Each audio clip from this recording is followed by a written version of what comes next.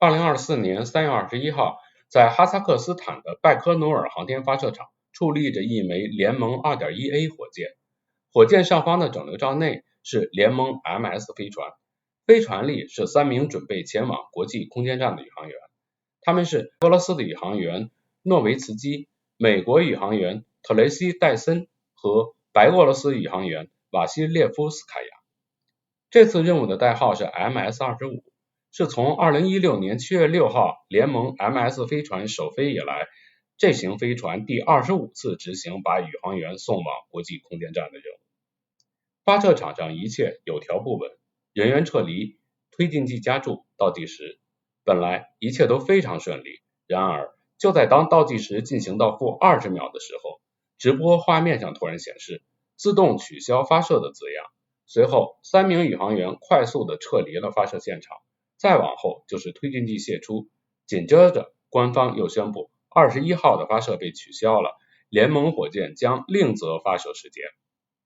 后来俄罗斯航天局 Roscosmos 表示，在-20秒的时候，系统检测到化学电源电压骤降，因此当天的发射被迫取消。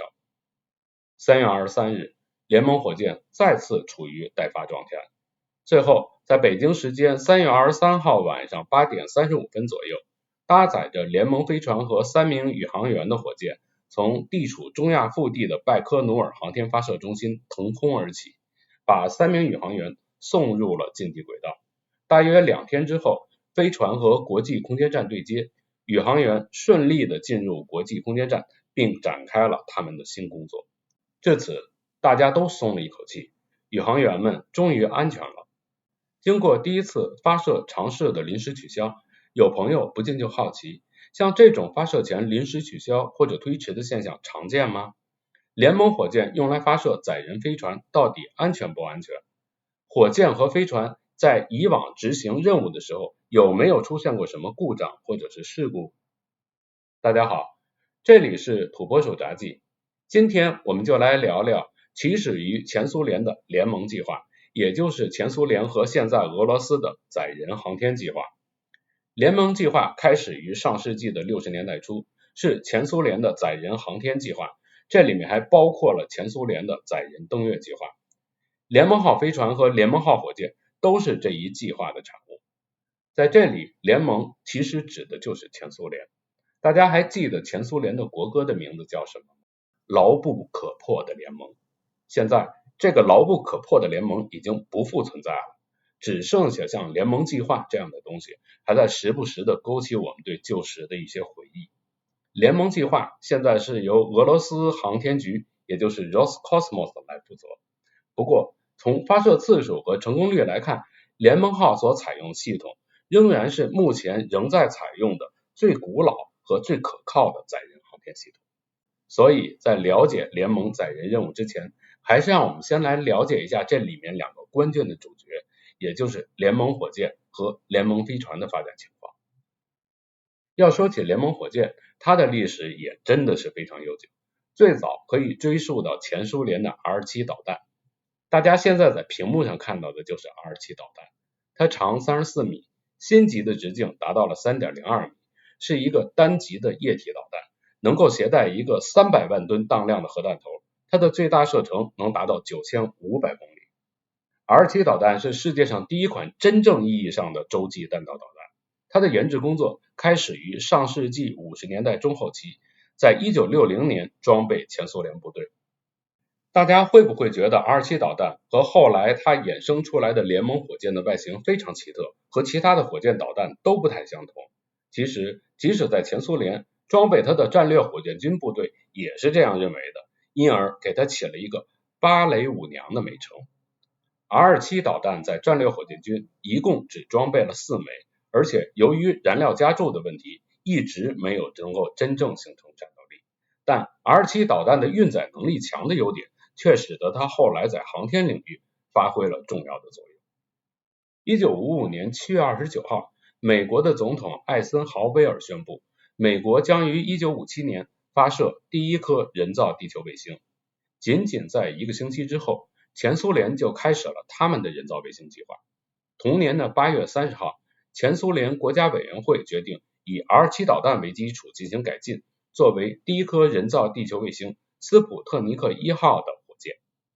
新的火箭被命名为东方号运载火箭，这款火箭还是后来第一名宇航员尤里·加加林第一次进入太空的时候乘坐的火箭。1957年10月4号，斯普特尼克1号卫星成功入轨，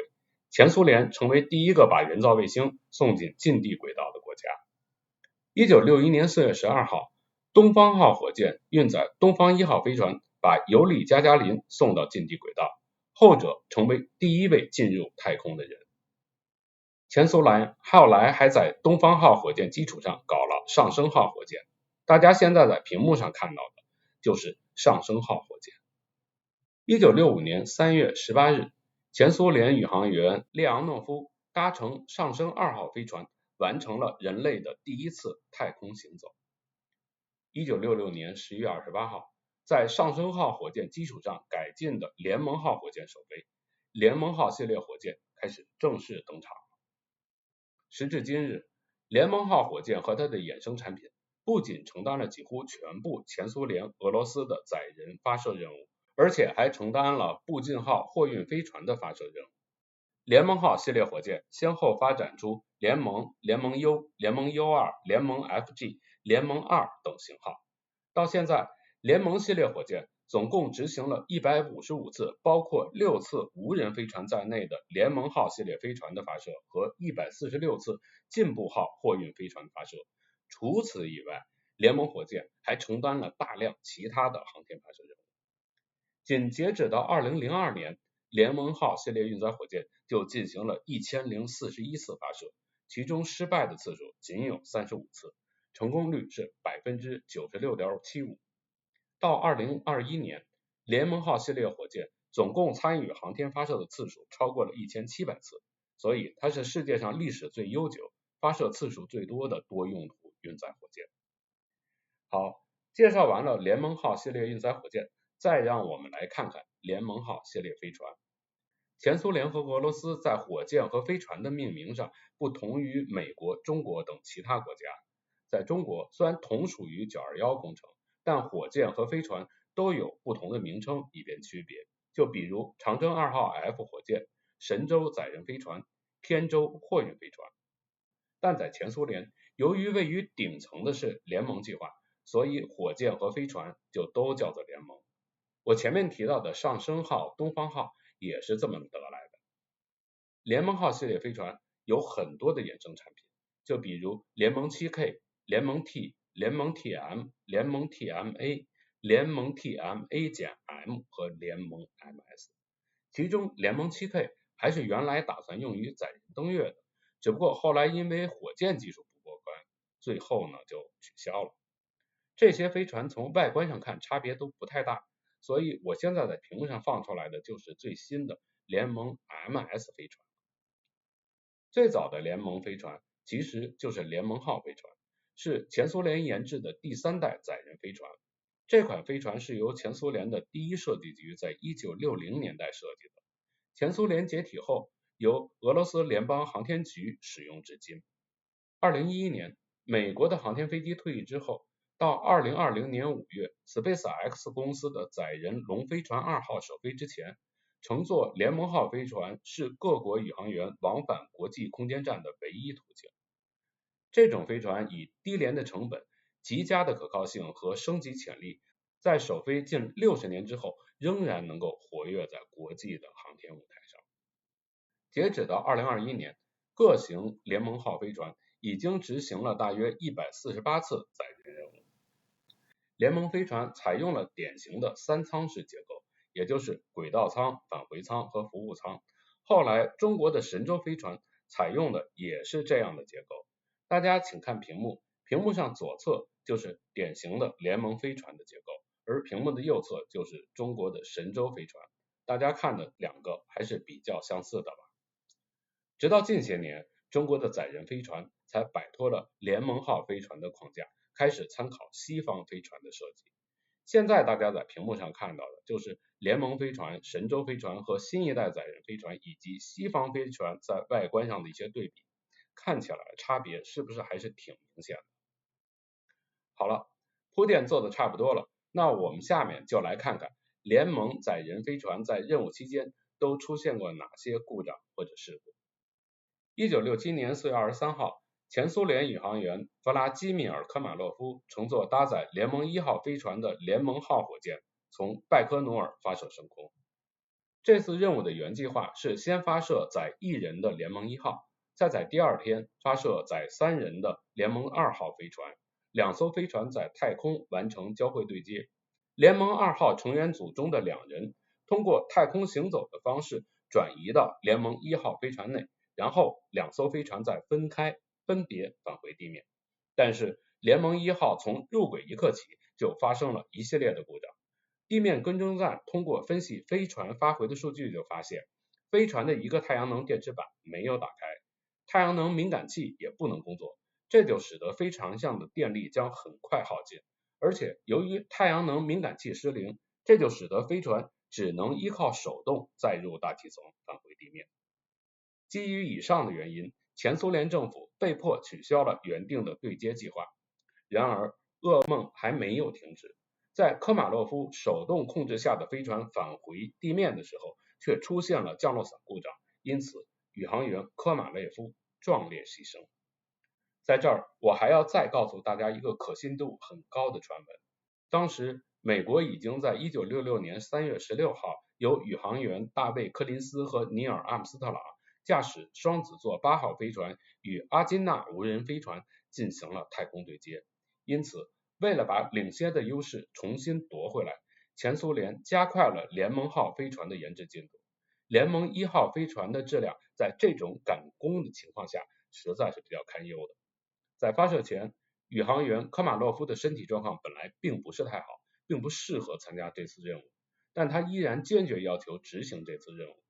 当朋友在出发前问他为什么要这么坚决的时候，他的回答是：你知道我的备份宇航员是谁吗？是尤里，我不能让他冒这个险。这个尤里就是尤里加加林，人类的第一个宇航员。科马洛夫在牺牲的时候刚过40岁生日多1个月。每次想起这个，我的心里总是非常沉重。虽然我不能确定这件事一定是真的，但是我知道在那种制度下，这样的悲剧从来就没有停止。这次任务是联盟火箭参加联盟计划的第4次发射，此前的3次发射搭载的都是无人飞船，而联盟火箭在搭载无人飞船进行第3次发射的时候，火箭还发生过爆炸，并且对发射台造成了严重的损毁。所以总的来讲，联盟计划的开始并不是非常顺利。此后，前苏联不得不又进行了2次无人飞船的发射实验。1968年10月25号，联盟计划的第7次发射是正式的联盟2号无人飞船，它准备与后续发射的载人的联盟3号实施太空对接。1968年10月26号，联盟火箭带着搭载宇航员的联盟3号飞船成功发射成功。但联盟3号飞船没有能够实现与联盟2号的对接，所幸宇航员还是于10月30号返回到了地面。此后的联盟4号一直到联盟10号，一切都还算顺利。但是1974年4月19号，人类的第一个空间站礼炮1号发射升空。71年的6月6号，联盟11号发射升空，并与礼炮1号成功进行太空对接。这是宇宙飞船第一次成功的和空间站进行了对接。这次飞船上的宇航员有多布罗沃尔斯基、帕查耶夫、沃尔科夫，这3名宇航员进入了礼炮1号空间站，并且在里面逗留了23天。可惜在联盟11号返回地球的时候，返回舱的均压均衡阀过早开启，导致3名宇航员因失压而死亡。这是联盟飞船的第2起重大事故。时间到了1975年4月5号，联盟 18A 任务来了。格林威治时间4月5号11点04分，联盟号运载火箭装载着联盟 18A 飞船和2名宇航员从拜科努尔航天发射中心发射升空。火箭起飞后120秒助推器分离，150秒逃逸塔和整流罩分离，起飞后288秒，按照计划，这个时候应该进行的是火箭的1级和2级的分离。但是连接1级和2级的6个爆炸螺栓中有3个提前点火了，受此影响，另外3个爆炸螺栓就没有分离，这就导致本来应该分离的1级火箭仍然和2级火箭处于连接状态。沉重而不稳定的1级火箭增加了空气阻力，而且使飞行姿态极其不稳定。在这种情况下就必须启动逃逸程序，但由于此时逃逸塔已经分离，不能够自动执行逃逸程序，宇航员就只能自己驾驶飞船的返回舱返回地面。这次任务的2名宇航员是拉扎列夫和马卡罗夫。在这种紧急的情况下，他们手动启动起爆指令，让飞船和2级火箭实施了分离，再将飞船的返回舱和前面的轨道舱以及后方的推进舱实施分离，最后再控制返回舱沿弹道轨迹返回到了地面。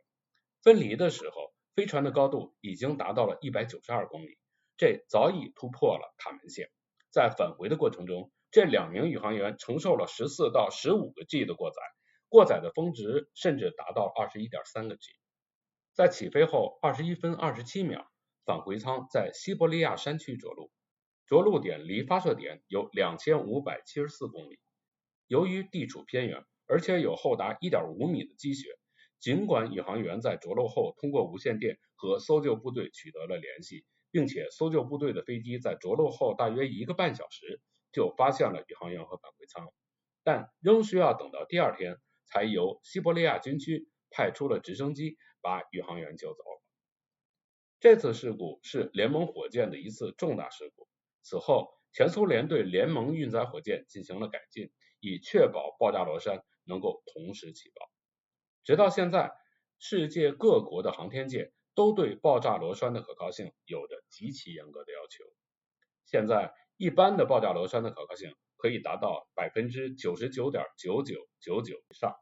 而且设计人员在设计分离结构的时候，往往还会通过把2个爆炸螺栓串联的方式来进一步提高系统的可靠性，这就是从失败中吸取教训。航天人就是在这些失败中不断吸取教训而取得进展的。所以每次我看到那些对星舰没有取得完全成功就爆冷嘲热讽的人，我只有一种感觉，我觉得他们是在用自己的无知来嘲讽他们自己。自从联盟 18A 号任务之后，联盟火箭在此后的8年中一直十分顺利，联盟飞船的表现也基本正常，期间发生过一些诸如对接失败之类的非成败型的故障，但是没有发生任何可能危及生命的故障。直到联盟 T10A 任务，1983年9月26号，指令长季托夫、工程师斯特列卡托夫在发射前进入了飞船，发射前90秒，供应推进剂燃料的阀门不能关闭，并由此导致了推进剂的泄漏和火情。见此情况，地面的控制人员立即启动了火箭的逃逸系统，从发现火情到逃逸系统被激活，整个过程仅用时 11.2 秒。其实再晚了，可能真的就来不及了。在逃逸系统被激活前1秒，火箭已经开始倒塌。逃逸系统启动后，逃逸系统的固体火箭立即点火，并且把飞船带离了火箭。飞船的垂直速度在3秒之内就达到了1个马赫，这时飞船已经来到了950米的高度。在这个过程中，宇航员最多承受了14到15个 G 的过载。在逃逸塔的固体火箭燃尽之后，返回舱和整流罩分离，打开备用伞，在离发射台4公里的地方着陆，宇航员安然无恙。随后搜救队把宇航员救走了。发射台上的火箭在飞船逃逸后6秒钟就发生了爆炸，此后发射台还燃烧了将近20个小时。这次任务是逃逸塔在载人航天发射中的第一次实际运用，其结果充分证明了逃逸系统的必要性和可靠性。1988年，从和平号空间站返航的联盟 TM5 飞船出现了点火故障，宇航员只能通过手动操作返回地球，这也是联盟 TM 飞船第一次出现重大故障。2018年10月11日，联盟 MS-10 任务，格林威治时间10月11日8时40分，联盟 FG 火箭运载联盟 MS-10 飞船从哈萨克斯坦的拜科努尔航天发射中心发射升空。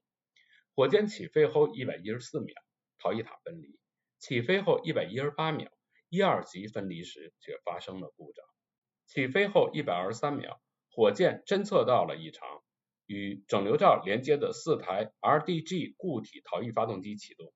把飞船的轨道舱和返回舱与火箭分离。发射后160秒，返回舱和其他部分以自由降落的模式载入大气层。随后在任务中心的指导下，宇航员启动了弹道载入模式。发射后大约7分钟，返回舱以降落伞的方式在地面着陆。这时候的着陆点距离拜科努尔发射场有400公里远。俄罗斯在这次事故之后就暂停了所有载人航天发射活动，并对事故的原因展开调查。最终，调查小组认为，一个连接助推器的球形关节在安装的时候发生了变形，导致了分离失败。2018年12月3号，俄罗斯恢复了联盟火箭的载人发射，联盟11号飞船顺利升空。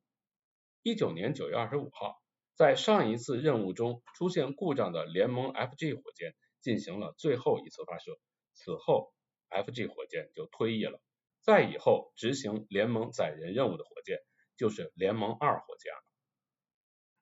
以上就是联盟计划载人发射所经历的一些故障和事故。总的来看，联盟的可靠性和安全性还是非常不错的。在安全性上，联盟比早已退役的航天飞机要安全得多。最近的这次 MS-25 任务的临时推迟，其实正是俄罗斯的航天人重视产品安全性的一种表现。用我们航天人的话讲，就是绝不带任何隐患上天。